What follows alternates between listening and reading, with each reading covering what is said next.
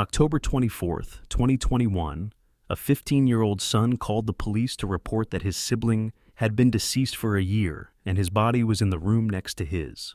When the police arrived at the apartment on the 3500 block of Greencrest Drive, near the West Park Tollway in Houston, Texas, they found 8-year-old Kendrick Lee's skeletal remains. He had been covered with a blue blanket. Kendrick's 3 abandoned brothers had been living alone for months and were thin, malnourished, and hungry when the authorities found them. The detective Gonzalez said, "The apartment was in a horrible condition. We saw soiled carpet, no furniture at all. No bedding, no blankets that we could see. We saw roaches and flies, and a very bad condition for anyone to live in." The children's mother, Gloria Williams, and her boyfriend, Brian Coulter, was then arrested a few days later. They were located in a library while reading online articles about the discovery. At a press conference announcing the charges in 2021, Lieutenant Dennis Wilford described Brian as manipulative, but said Gloria still bore responsibility for her son's death. Gloria relinquished parental rights over her children after her arrest. The 2 younger siblings have since been adopted, while the eldest is with a foster family. She was receiving $2,000 a month for 3 of her kids who are disabled, including Kendrick. But Gloria continued receiving money for the 8-year-old, even after he lost his life. 2 siblings testified during Brian's trial that they saw him repeatedly beating Kendrick. One sibling explained that Brian had beaten Kendrick over an incident involving water. Brian became angry when Kendrick drank what Brian saw as more than his share of water. After the boy lost his life in late 2020, Brian then covered the body. And a few months later, he and their mother then moved to a different apartment, 25 miles away, while the boy's 3 siblings were forced to stay behind.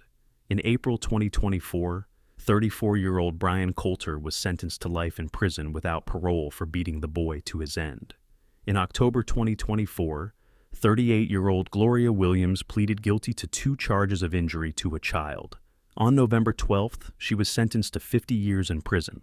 As part of Gloria's plea agreement, she requested that the children not have to testify again about the slaying. She will have to serve at least half her sentence before she will be eligible for parole. Prosecutor Edward A. Applebaum said, "By pleading guilty and waiving the right to a jury trial, the defendant finally acted like a protective mother. For 1 day of her children's lives, she was a good mother." Harris County District Attorney Kim Ogg said, "We expect parents to protect their children, not hurt them, because children really are our most vulnerable victims.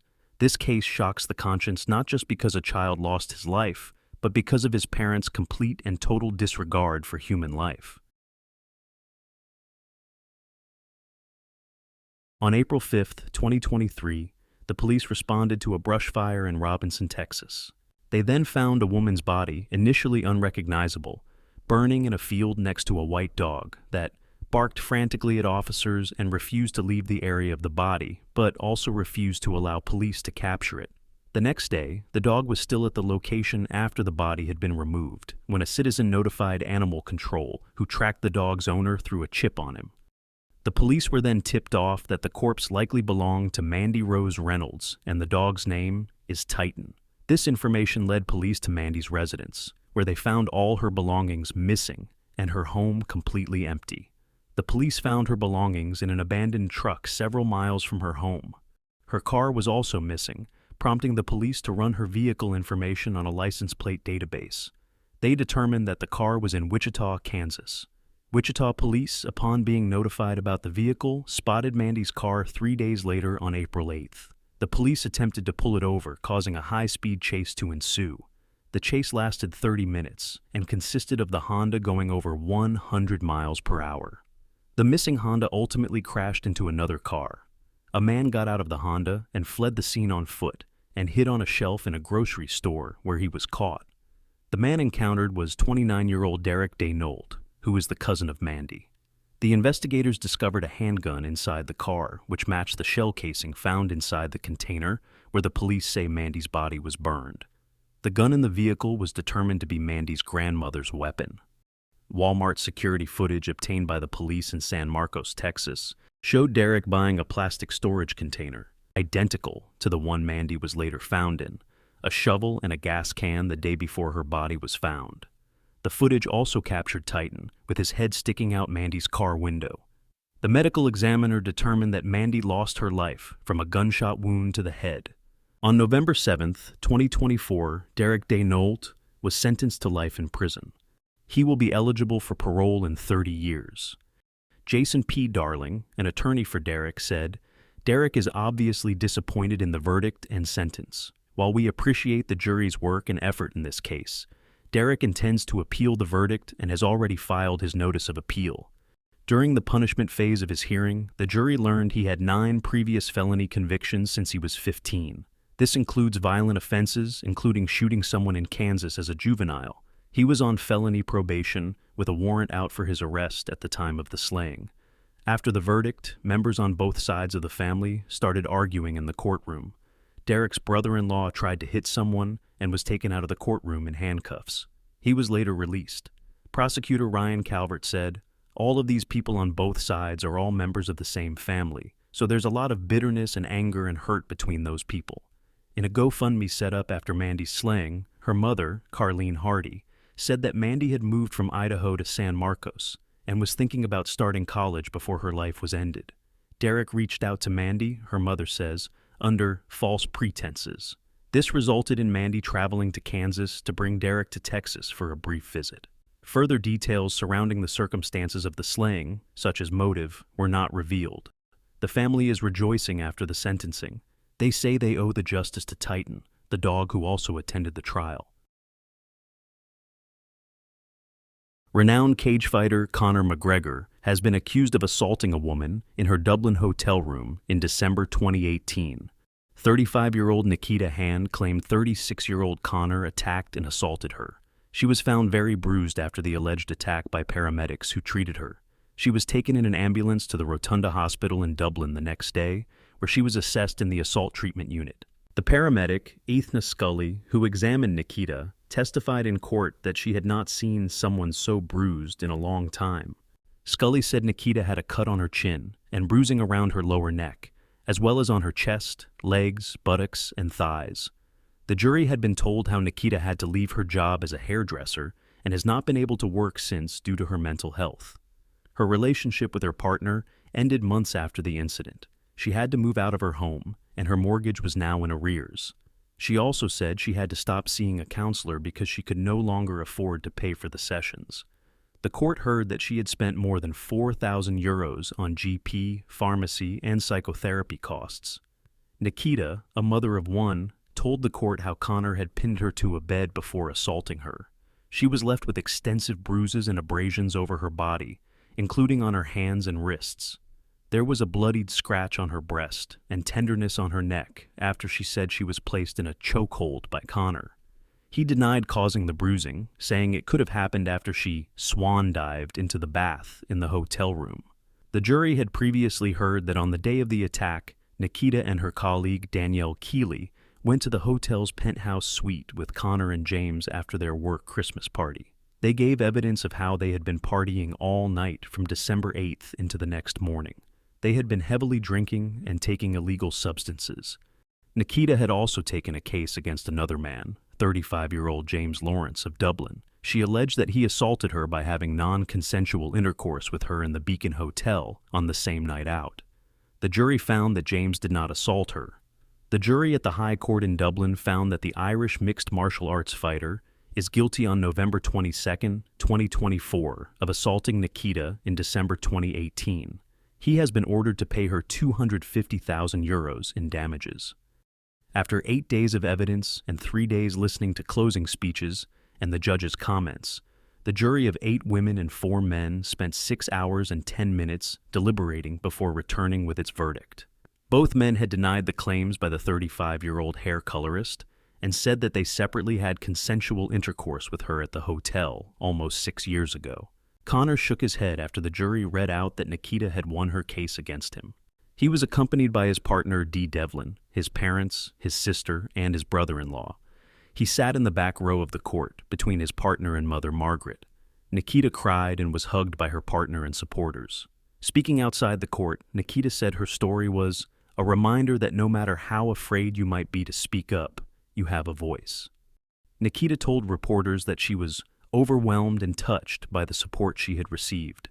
She added, I want to show my daughter Freya and every other young girl and boy that you can stand up for yourself if something happens to you, no matter who the person is, and that justice will be served. In a post on X, Conor said he would appeal against the verdict, and he thanked all his supporters worldwide. He said that he is with his family now and is focusing on his future. On October 5th, 2022, little 20-month-old Quinton Simon was reported missing by his mother, Leilani Simon, from their home in Chatham County, Georgia. Leilani told the officer that Quinton disappeared from his indoor playpen at their home outside Savannah. She said that she hoped her son would be found happy and alive.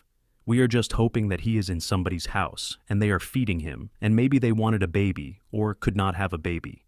Maybe they thought they were his savior. That is our best hope at this point. A week later, on October 12th, the authorities believed that the little boy was no longer alive, and they believed that his mother was the prime suspect in his case. During the investigation, the police said that evidence led them to believe Quinton's remains were at a waste management landfill in Chatham County. After a large search, and after combing through 1.2 million pounds of trash in the landfill over a period of 30 days, the police, FBI investigators, and Georgia Department of Natural Resource officials found what appeared to be human remains, including bones. The remains were sent to the FBI lab in Quantico, Virginia, and later determined to belong to the toddler. Leilani Simon was arrested in November 2022, and she was indicted on slaying and other charges the following month. The indictment alleged that Leilani used an unknown object to cause serious bodily harm, which ended in him losing his life. She then dumped his little body in a trash bin round 3 miles from her home. Her trial started in October 2024. During the prosecutor's opening statements, they told the jurors that they are not planning on proving how Leilani ended the boy's life, only that she did it. The trial lasted for 9 days, in which the prosecutors called dozens of witnesses to testify, including the police, an illegal substance dealer, and Leilani's neighbors and babysitters.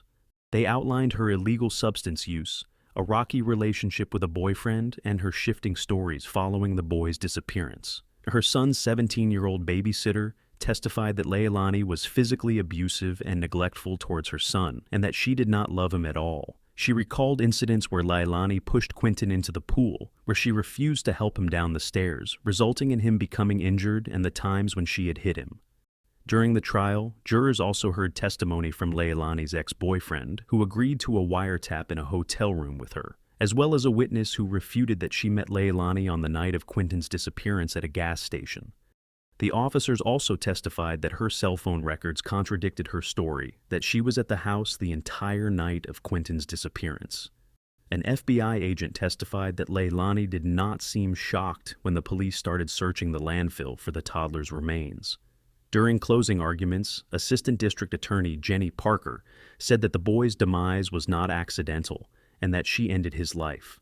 Defense attorney Martin Hilliard argued that the prosecution's theory of the case fell apart because Leilani's former boyfriend told police that he had seen Quinton multiple times on the morning of the child's disappearance. In October 2024, the Chatham County jury found 24-year-old Leilani Simon guilty of all 19 charges filed against her in the demise of her little boy, Quinton Simon, including malice slaying, concealing his demise, and disposing of his body in a dumpster. On November 21st, Chatham County Superior Court Judge Tammy Stokes sentenced Leilani to life in prison with the possibility of parole plus 10 years. Although Leilani did not testify in court, she answered questions from the press and stated that she wanted her son's remains to be released to her brother, Paul Simon.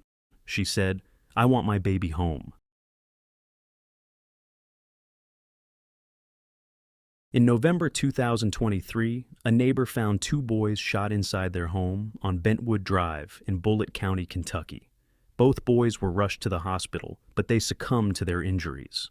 The boys' mother, Tiffanie Lucas, was a suspect in the case. She was arrested in November and was charged with ending the life of her 2 boys, 6-year-old Morris Baker and 9-year-old Jaden Howard. Tiffanie admitted to shooting her 2 boys in the head in their Shepherdsville home. At the time, she told the investigators that it was an accident and that she had been manipulated on Facebook. In October 2024, Tiffanie pleaded guilty to 2 counts of capital slaying.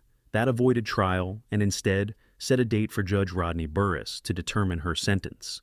Because she entered a guilty plea, she cannot appeal the sentence. Tiffany's lawyers played a video to help show her mental state in the days and moments before the boys were shot, including footage from a neighbor's doorbell camera and surveillance at a Waffle House. In the footage, you can hear her asking neighbors for help.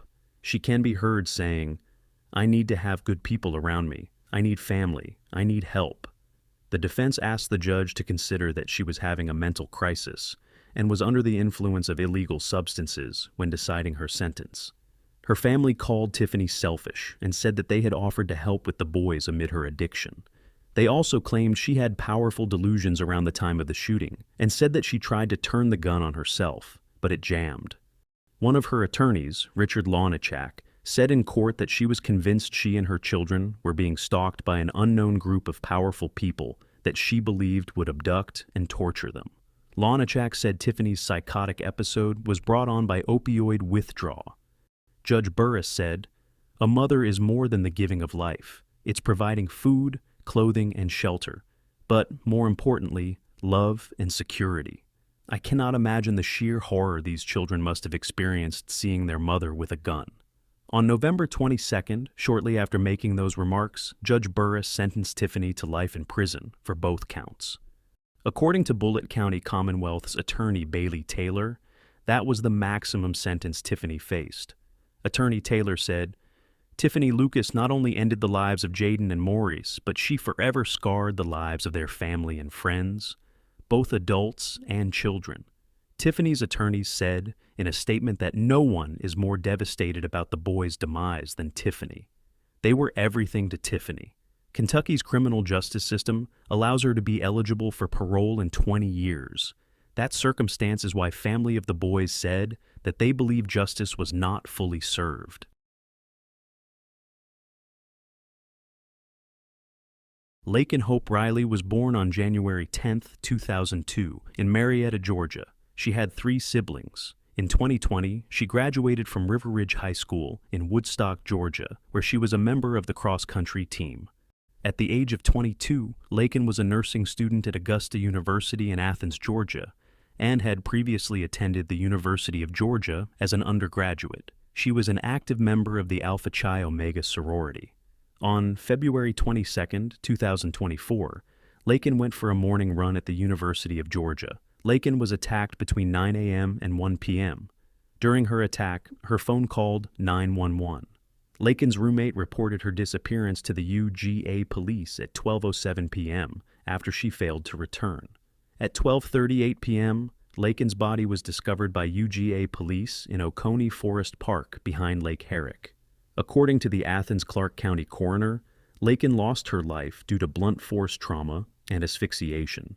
The UGA police described Laken's slaying as a crime of opportunity and reported that the perpetrator appeared to have acted alone. There had not been a slaying on the university's campus since 1983. Laken's funeral was held on March 1, 2024, at the Woodstock City Church. She was buried at the Enon Cemetery in Woodstock, Georgia. A memorial was made for Laken at Lake Herrick. Her family said that they plan to establish a foundation in her honor. Her stepfather said, "She will be missed every day, but we promise to honor her life moving forward in a very big way." Laken's family started an online fund to raise money for the foundation, called the Laken Hope Foundation. After Laken's demise, Jose Antonio Ibarra, a 26-year-old Venezuelan, was questioned by the police after a jacket with Laken's hair was found in a dumpster near his apartment. Jose's roommate identified him as the man throwing away the jacket from surveillance footage of the dumpster.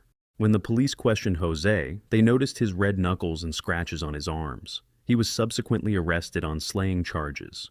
Jose Antonio Ibarra had entered the United States illegally in September 2022, crossing the United States southern border with Mexico near El Paso, Texas. He was apprehended by federal authorities after crossing the border, who subsequently released him into the country.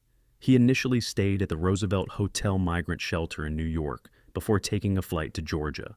The UGA police stated that he lived in an apartment complex about 1 mile from the wooded area where Laken's body was found. Jose had been previously arrested by both federal and state officials in multiple jurisdictions.